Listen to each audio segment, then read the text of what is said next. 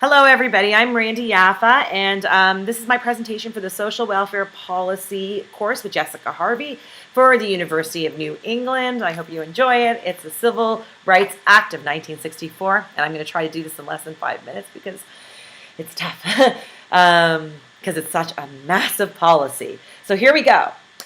So I'm going to give you the three major points of the Civil Rights Act as we know it, and that would be number one, the outlaw of discrimination for color, race, gender, religion, sex, and national origin.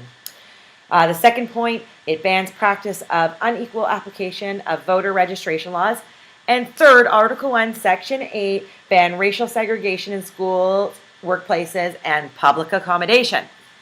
This meant freedom, equal rights for all, and as mentioned, color, race, gender, religion, sex, and national origin. We have to remember those because they're very important. And this did not come easily on the timeline of the civil rights movement.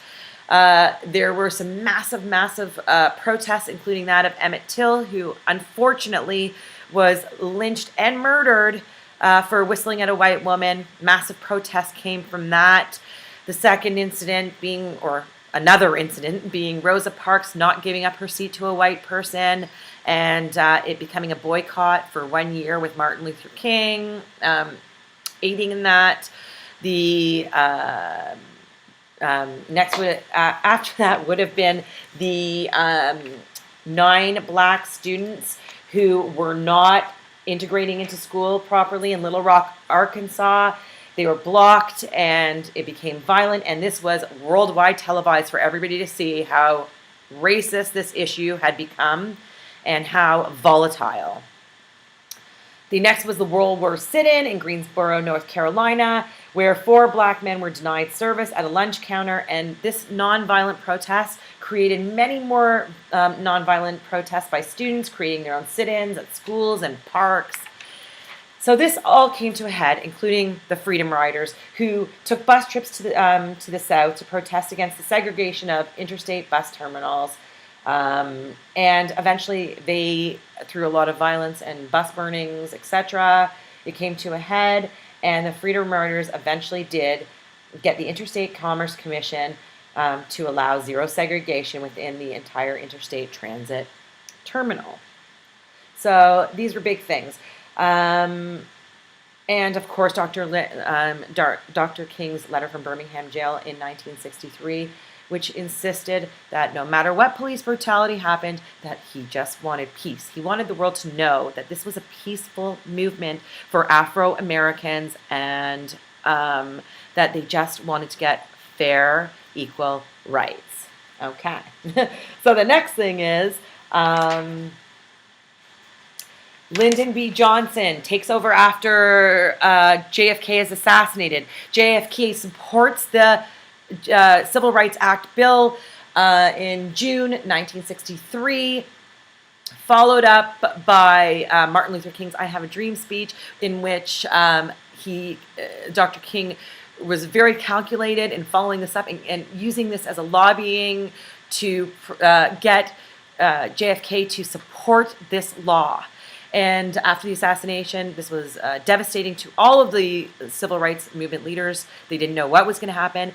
Lyndon B. Johnson takes over, and he feels very guilty about not being voted in as an actual president, that he got it basically because JFK was assassinated, and he didn't think he was going to get the votes for the following election anyway. So he basically wanted to leave his mark, and his mark was going to be the Civil Rights Act of 1964.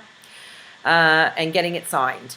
So he basically declared 5 days after the assassination of JFK that he would get this bill signed, and he basically bullied his way through the Rules Committee, bullied Howard Smith into putting it through the Rules Committee.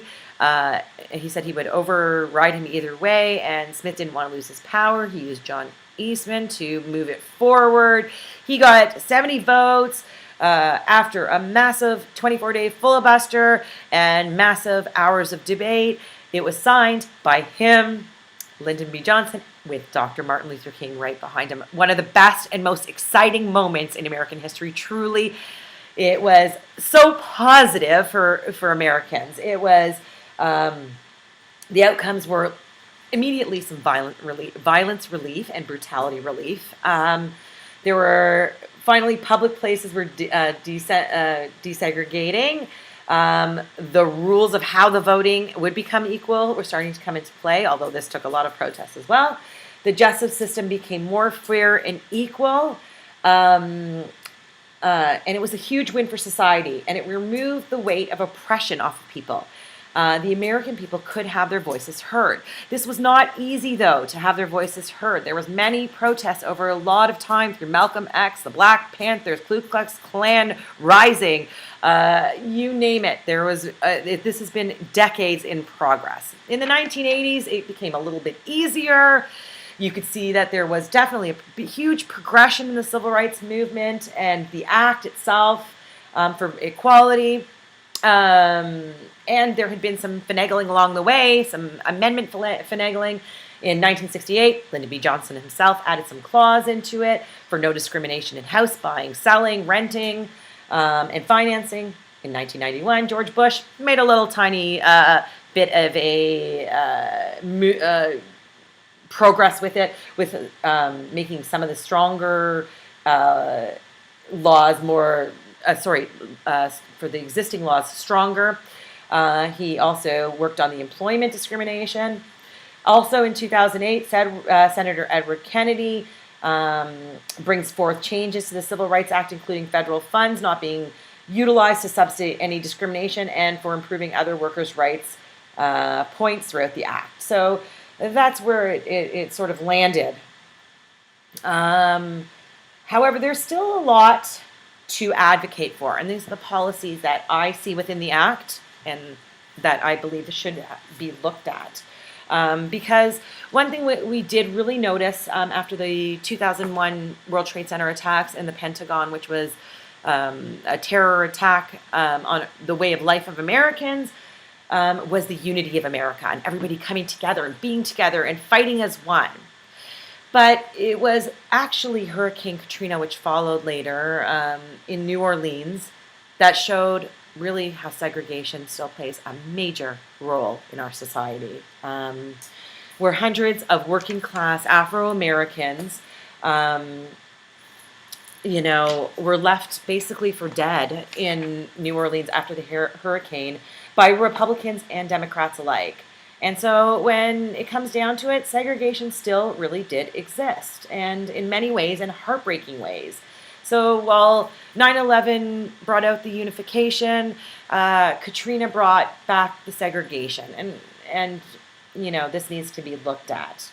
So some of the things that we need to look at within the policies of this act is, I would say, well, I will start with the reverse discrimination. And I know this is not going to be, this is a touchy subject in the sense that no one thinks of reverse discrimination happening. However, it does happen. And it's not accounted for in the Civil Rights Act. So what happens with things like white backlash is because many times the discrimination comes from the advantage of less advantaged people, even though the person with the advantage should move forward, such as entering college or being hired for a promotion. This needs to be looked at for equality and to make sure that this act is equal among everybody. It's not for just white people or black people or minorities or gender or race or national origin. It is for everybody to be equal along the whole entire route. Another point that needs to be looked at is sexual orientation. I'm not so sure this policy covers the extreme discrimination that right now bisexual, homosexual, lesbian, and transgender people are feeling. This needs to be addressed and looked at for these people. Another thing in the policy that needs to be looked at is women's rights and gender rights in general, and the fact that women are not paid as much as men, and there is still not equality, no matter how long this act has been around. Another thing is it would be nice to have very clear rules for the people with disabilities. And I believe that these are the couple of policies that would really improve the act that need to be looked at. However, it's very difficult. I realize that there's a fine line with all of this stuff, but perhaps with scheduled updated protocol and an annual analysis regarding the civil rights laws, an annual analysis would be great, and to really have a real look at these policies, all of these, every year. And include historians, comparative sociologists, social psychologists, social scientists, quantitative sociologists, blended with political scientists, to have a look at all of these every single year and try and amend it, maybe every year or every second year. Those are the policies right now I see need a lot of work, and I only have 5 minutes, so I have to end it and make it a stronger Civil Rights Act. But those are the few that I'm looking at now. Anyways, this Civil Rights Act is one of the greatest acts ever to be passed. I believe in it. I love it. I think equality is so important for North America, and to show how our world works and how it should work and how everyone should be treated equally and fairly. Thank you.